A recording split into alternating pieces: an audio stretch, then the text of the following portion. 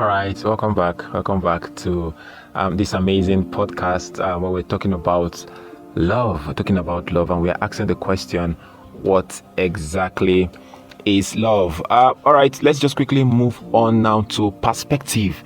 Yes, different perspective, and I'll talk to you about as much as 6 different perspectives about love. You see, let's start with historical perspective. You see, the way we think about love today is actually quite young for the most of human history. Marriage across many culture has actually been primarily about survival. Yes, before now, marriage has been about survival. It has been about family alliance. It has been about economic stability, and also it has been about having to protect and to expand certain community. Now, that is what a lot of people before now used to think is love. So in that case, or rather marriage, and so in that case, it's not about whether or not you love the person you're getting married to. It's as regards you having to survive. It's as regards you having to continue a particular family culture, particular family alliance. So you hear something like, oh, family A, in family A, you have to get married to family B so that your daddy can continue to be as influential as he is and all that. So, I mean, that has been love in time memorial. Love, if love in those kind of instances actually happened, it came later on in the marriage after the commitment has been made, not before. So it was not a matter of whether or not you love the person you were getting married to. It was a matter of family alliance. It was a matter of culture. It was a matter of having to protect a particular lineage, or maybe economic stability. So the idea of romantic love, right, the idea of romantic love as the primary reason to marry someone is relatively recent. Yeah, it actually is relatively recent, and yeah, it's a recent cultural shift, especially strong in the last couple of centuries. And that doesn't make romantic love fake. No, it doesn't, or it doesn't still make it wrong as well. It explains something important. Earlier generation weren't necessarily worse at love than we are. They simply built the container first and grew the feeling inside. Some of us actually, we have this experience as well, where our parents will tell you that, oh, I did not love your daddy before I married him. I did not love your mommy before I married her. In fact, as a matter of fact, sometimes in those days, they can just call someone in the village, oh, my son needs a wife, and before you know what's going on, oh, there's this person that is close to the family, used to come and help mommy, used to come and help daddy, used to come and help grandma, blah blah blah, and before you know what's going on, they come, they pay dowry, they do everything, and they get to take your mom or your okay, no, not your dad. In this culture, in the Nigerian culture, just in case you're listening to me outside of Nigeria, or maybe in Europe, in the Nigerian culture, it's the man that gets to we call it dowry over here, pay the dowry. But then I know in India culture, it's a woman that gets to pay dowry and all that. I saw a video not too long ago. This is on a lighter note. I saw a video not too long ago. A lady, she wrote point of view as POV, and the video had a woman lamenting, complaining, shouting, no, and the lady was laughing. And then the lady wrote and said, my mom, when I told him that I fell in love with an Indian man, and then underneath she now wrote, I've not told her that I'll be the one paying the dowry and all that. That was just on a lighter note. Now let's move to scientific perspective. You see, researchers who study love have found out that love isn't about a one-time experience.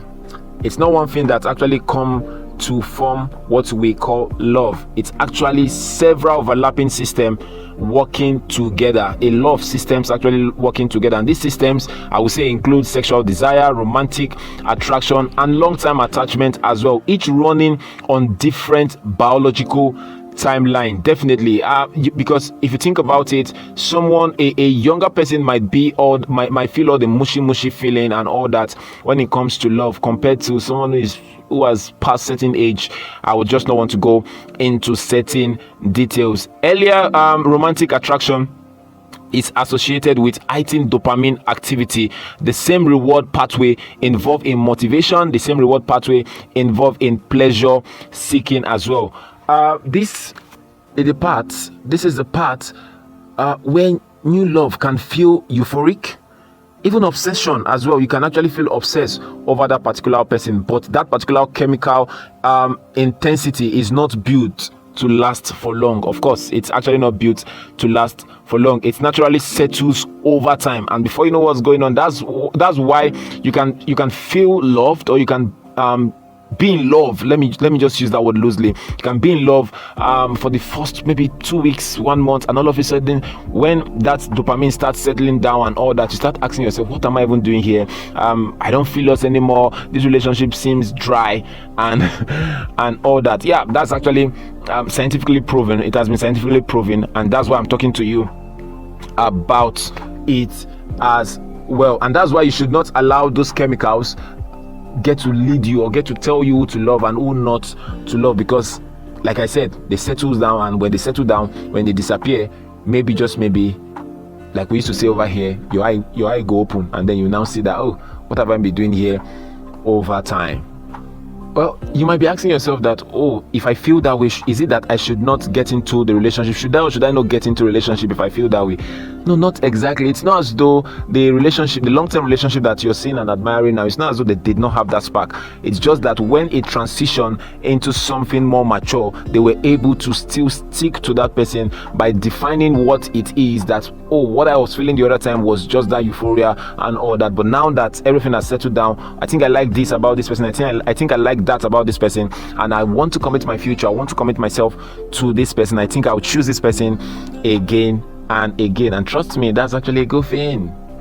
Okay, let's talk about psychological perspective. Don't forget, we're still dealing with perspective as regards love, so that it helps to inform our choices and decision, and also helps to answer certain questions in our heart. Don't forget, we've talked about historical, whereby we talked about the fact that in the olden days, or back then in history, marriage was not necessarily about love, but about family alliance, about economic stability and all that. And then again, we moved to the scientific part, where we talked about the fact that maybe, just maybe, that thing that you feel, that tingling feeling and all that, it's a matter of hormones that is rising, and rising in your heart and all. And when it settles, or in your body, I beg your pardon, and when it settles, you get to come to certain realization, and maybe you might not want to be committed to that person. Let's quickly move and then talk about psychological perspective. And psychologists who have studied relationship often point to a small number of core ingredients that shows up across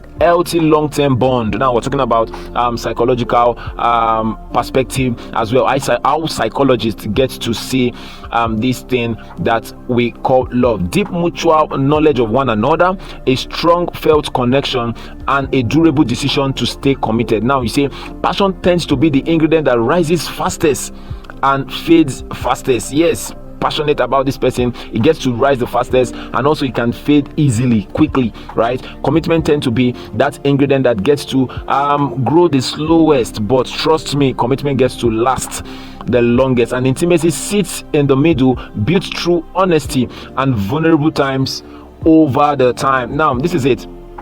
For passion, you just get to be passionate about this person. You want to be over the person. You just you cannot make any sentence without calling this person name, or saying, oh, my boyfriend, my husband, my this, my that. But then again, when it comes to commitment happens slowly, but commitment actually get to stay over time, and that is the part where you get to choose this person again and again, and you just get to hear statements like, regardless of what this person do, I'll still stick with this person. Yeah, trust me, that is commitment. And also there's the little matter, but not necessarily little matter, of intimacy, which sits in the middle, and that is built over the time through honesty and vulnerability. Now note this, that relationship that only have passion burns out quickly.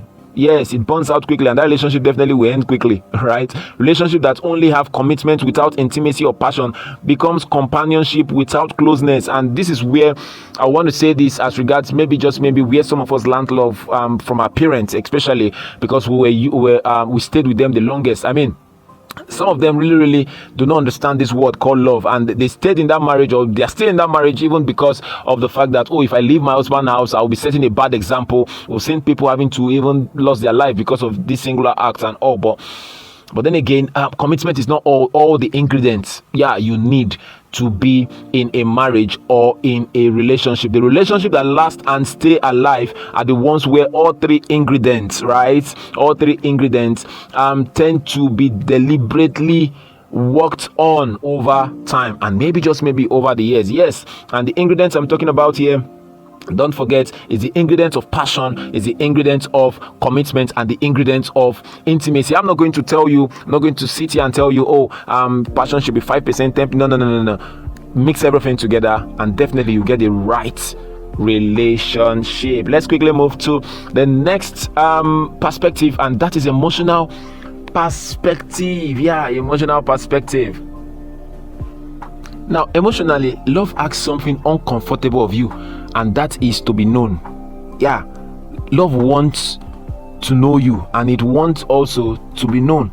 Yes, not to be performed for, not to be impressed. And that means someone sees a part of you that is not flattering and still stays. It means you see a part of them that it's not flattering at all, and then you still decide to stay. For most people, this is not what most people actually want. For most people, they prefer to be more comfortable, or rather,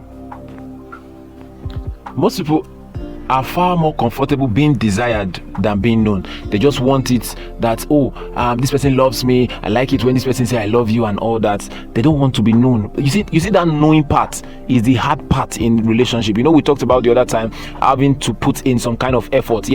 That effort is you having to know the person, and trust me, that is what love emotionally wants. Desire feels good, and definitely, like I said, it costs just a little bit. It doesn't really cost too much to want to be desired. Being known is terrifying because it removes your ability to control how the other person sees you. But also it's the only part to a love that actually holds weight, because a love built on some kind of version of desire can only last just for some time, not as long as you want it. And like I said, this is where you want to put in the hard work of getting to know your partner, and your partner getting to know you. Now, this is it. Sometimes we feel like when the other party knows us, maybe it will pull them away from us, but that's not true. You see, it's one of the reasons why I every now and again appreciate my wife, because she's the only one that can get married to me. I'm a kind of person. I'm a kind of person, and for her to still decide to choose me every now and again, to choose me again and again, not because I'm perfect. No, I'm still a work in progress, right? Exactly. And so it is for your partner as well, right? And also the same thing goes for you yourself. You definitely have a lot of things that you don't like, and maybe a lot of things that people around you don't even like. Even your siblings, they might not even like it, but your partner sees it and goes like, with this I still want to stay, with this I still want. Some people don't pay attention to details. For others, is the fact that they are not just caring. For others, it's just a lot. For others, maybe some other time we'll talk about love language. But then again, for others, they don't even know how to put in some kind of effort, and yet the partner sees them, or the partner sees all those stuff and says, or she says, I will stay with this person regardless. Now, that's actually talking about the emotional perspective. Let's move quickly to the next perspective, and I hope you've been enjoying this so far. If you've been enjoying this, please do well to listen to every single thing that we get to put out, and of course, definitely will be on YouTube very, very soon. And I also run a mentorship program, and I have a lot of books, some yet to be released, but then I've released one, Love Is Not Too Late, and it's on Seller. You can contact me and I'll do well to share the link with you. Let's quickly move now to social perspective, and that will be the second to the last that we'll talk about today on perspectives, generally speaking. And as a matter of fact, this is what I tell people every now and again. They think love exists in a vacuum, but no, that's not true. Love does not exist in a vacuum. You learned love from somewhere, and what that means is that probably one of the things that shaped your love is your friendship, or maybe your family, your siblings, or maybe family patterns, your community as well, or your community expectation. These are the things that model love even while you were growing up without you knowing. And so you grow up in a home whereby your daddy pulls chair for your mommy, and as a lady, automatically that becomes love to you. You grow up in a family whereby your dad will go all the way to provide, and as a lady, that definitely becomes what is love. What is love to you? For some of us, it's that we saw our parents or our father praying for our mom, or our mom standing in the gap for the family, and automatically that. So love does not exist in a vacuum. You did not learn the version of love that you have now, that you know now, or what you've explained to be love to yourself. You didn't learn it out of the blues. No, it came from what you've watched over time, probably while you were growing up, without you knowing. If you grew up around relationship that avoided conflict, you may have learned silence the wrong way as well, right? You may think that silence equals peace, silence equal a good relationship, and when you're actually going through stuff, you might not be able to say it, especially in the relationship, and then you might just be enduring, which is some of the things that in the olden days they condoned every now and again. If you grow up around relationship that fought loudly and make up quickly, that may have made you learn that having to fight, it's normal, right? And then after we're done fighting, we should reconcile. So if you have that mindset and you meet someone that grew up in a peaceful environment, there may be rift every now and again, because the guy or the lady that grew up in somewhat of a peaceful environment might not want to put out fight with you. And before you know what's going on, you now ask yourself, does he really love me? Does she really loves me? Yes, just that you guys learned love differently, and that is why it takes a lot of time to get to know someone, and that is where the effort, like I said earlier, comes in. Part of maturing in love is going back and auditing what you've learned by watching, what you learned growing up. All right, that is part of you maturing in love.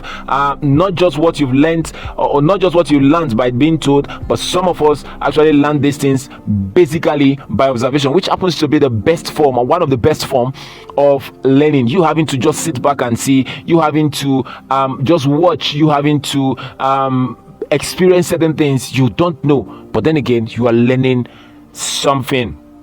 Let's quickly move now to cultural perspective. Don't forget, we're talking about perspective, and this will be the last perspective that we'll talk about today on this episode. Now, cultural perspective gives love its language, its ritual, and also it's often more like a rule. Some kind of culture tells you what courtship should look like. Some kind of culture tells you what marriage should look like. Some kind of culture also tells you what to expect from love, what to expect from a man. Oh, a man should do this for you, a lady should do this for you, and all that. This is what you should be doing in a relationship. All these are cultural, they are not universal. So I mean, you might want to take some of these things with a pinch of salt. There is an ideal way of doing love, there's an ideal way of courtship, there's an ideal way of marriage, there's an ideal way of relationship as well. All these I've just mentioned are perspective as regards love, and I hope it has helped you one way or the other. We're still trying to unravel, we're still trying to break down piece by piece, bit by bit, step by step, what love actually is. And some of us might have fallen into certain category, but definitely on our next when next we come back from this commercial break, we'll talk to you about practical relationship perspective and how you should enjoy and how you get to enjoy your relationship. Do well to join us then. Now, welcome back. Let's talk about practical relationship perspective. You see, I want you to put away whatsoever theory or perspective I've talked to you about. There is actually such a thing as the practical one, something that you can do and get results, right? You can do that and get results, and this is what love looks like on every other day. This is what love looks like on the Tuesday morning, on the Saturday evening, on the Monday morning, and all that. It looks like this. It looks like choosing patience when you're tired. It looks like telling the truth when a small lie would have been easier. It looks like showing up for the boring parts. Yes, the errands, the illness, you having that boring conversation about work, about school, about whatsoever. Yes, definitely, that's actually how love should look like. Love that only shows up for the highlights, love that only shows up when everything is fine, when everything is good and all that, trust me, is not love enough. All right, that's not love enough. Do well to join me as we continue to unravel this whole thing called love in our next episode. All right, take care.